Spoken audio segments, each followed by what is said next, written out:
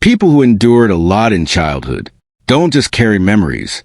They also carry a whole set of reflexes and assumptions built during those years that never really turned off. And what most adults don't realize is that the psychological patterns formed back then don't happen to announce themselves. They just show up in how you react to things like a canceled plan, feeling on edge when you try to rest, or why you can't accept a compliment without suspicion when a child goes through bad things over and over, whether that's being ignored, hurt, living in chaos, or just never having someone safe to go to. Something happens in their brain. Scientists call it toxic stress. Regular stress actually helps us grow stronger, but toxic stress is different. It's like an alarm system that never turns off. It floods a kid's body with stress, chemicals for too long, without anyone there to help calm things down. Researchers at Harvard have shown this actually changes how the brain develops during the most important growing years. This isn't just about feelings. Actual parts of the brain grow differently, especially the parts that deal with emotions and making decisions. But here's what makes this so sad and so misunderstood. The kid doesn't know any of this is happening. They just know the world feels scary and unpredictable. So they figure out ways to deal with it. And honestly, these ways of coping are pretty smart for a kid with no power and no choices. Maybe they learn to always watch for danger, scanning every room and every face for signs something bad is coming their way. Maybe they become the family peacemaker, the one who can sense when adults are getting upset and tries to make everything okay.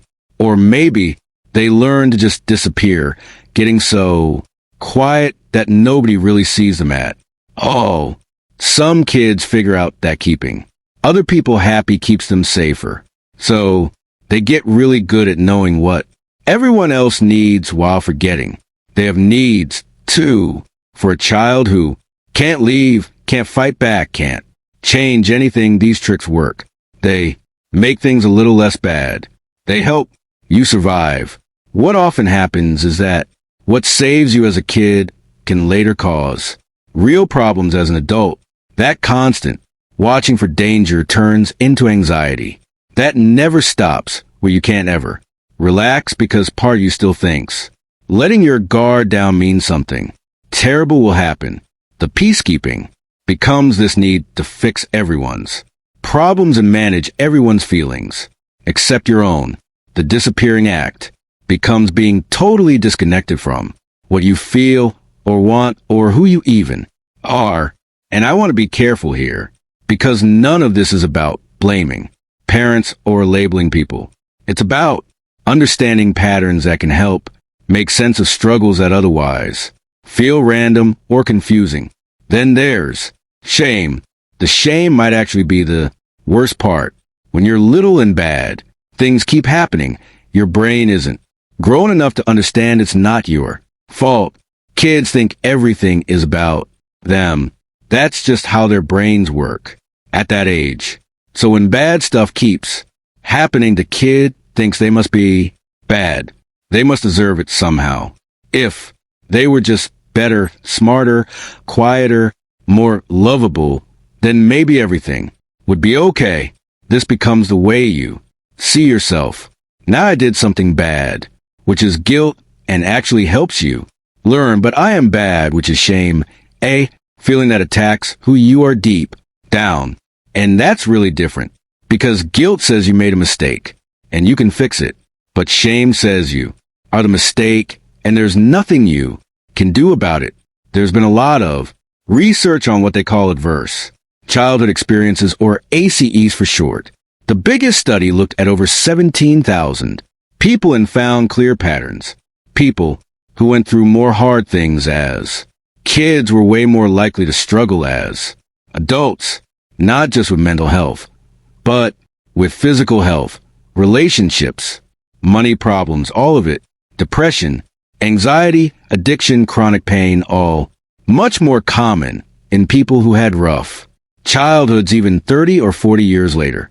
But this doesn't mean your fate is sealed. Sometimes people hear about this. Research and think your childhood already decided your whole life. And that's not true. What it does is help explain why someone who went through a lot might struggle in certain ways. Your brain can actually create new pathways your whole life, which means you can change.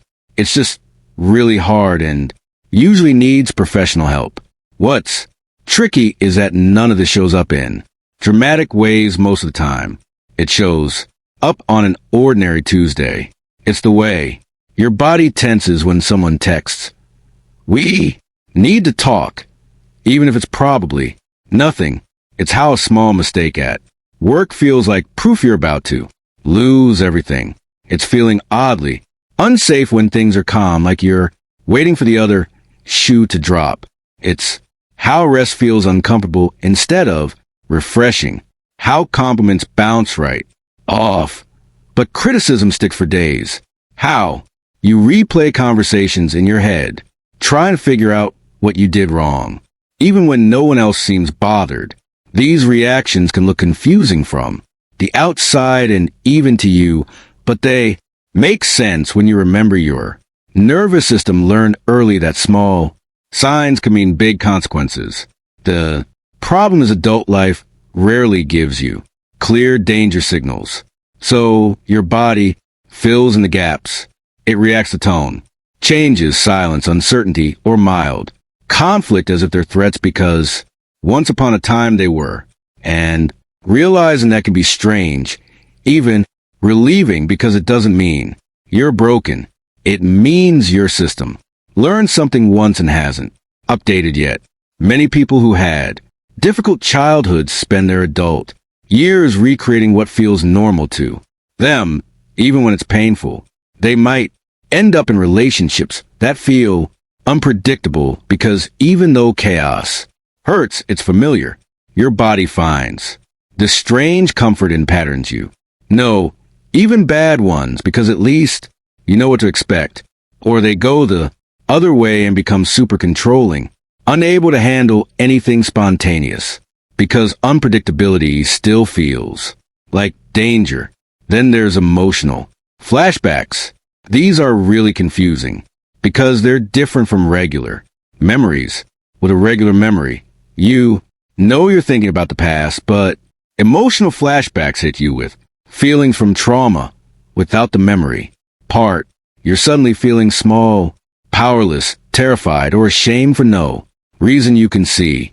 There's no clear trigger, just this overwhelming feeling that something is very wrong. And because you don't know it's a flashback, you start looking around your current life for explanations, sometimes inventing problems that aren't there, just to make sense of these huge feelings. Getting better when it happens isn't a straight path, and it's never easy. It takes hard work to spot these old survival habits, understand where they came from and how they once helped, and then choose to respond differently. Over and over, even when everything in you screams to do what's familiar. It means learning to believe safety is real, that people can be steady and reliable, that what you need matters, and that you deserve to be cared for, not because you earned it, but just because you exist. The kid who went through all that didn't fail at anything. They survived with whatever tools they had, showing incredible strength dealing with things no child should ever have to deal with. But that kid deserves to finally rest, to let the adult they became take over the job of staying safe and making decisions. And doing that work, as hard as it is, might be some of the hardest and most worthwhile work you ever do. If this hit home for you, please subscribe. And if you want to support these deep dives, hit that join button to become a channel member. I would genuinely appreciate your